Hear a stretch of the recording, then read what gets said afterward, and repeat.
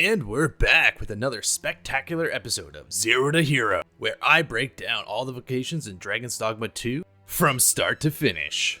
I've leveled all of them, so I think I know what I'm talking about. Probably. So today we are focusing on the Mage class, Zero to Hero. This is such a nice change compared to playing the Trickster, a support class that can actually dish out some damage. Did not think I was going to shit on the Trickster so much, but here we are. This class is one hell of a support. My early game leveling for Mage consisted of doing the Maester skills for both Sorc and Mage. But we're not here to talk about books and little girls because that'd be really weird. Anyway, I found that some of my most useful times as a Mage was found killing the undead. So nighttime was no trouble whatsoever. Or just spamming lightning over and over again. That was really brave and effective, even if they were already dead. Which they were? Are? Well, either way, throwing down the healing AoE just shreds undead targets, making the first few levels a breeze. Yeah, boy. Mid-game Mage was more or less the same. I always made sure to have 2 offensive spells equipped at all times just because it was fun, but I'd still always find a way to die to falling damage, my true enemy of this game.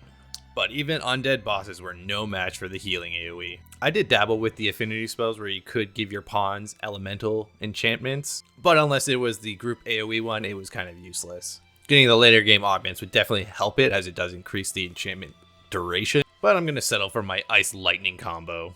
Ferger and Levin are fantastic together. Now the time you've been waiting for. Hero time. I will say this, the Mage was the most consistent I had throughout the entire leveling experience. Trying to use the Maester skill was very painful, as you cannot quick cast it. And there is really one big downside. After you cast, it gives everyone infinite stamina for a short duration. Great in theory, but when it fades, it drains your entire stamina bar and you're left struggling.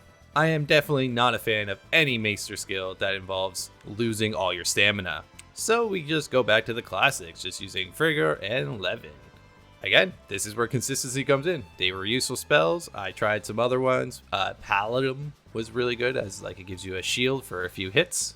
And honestly, it is the best support class. So Trickster, you suck and you will never be good.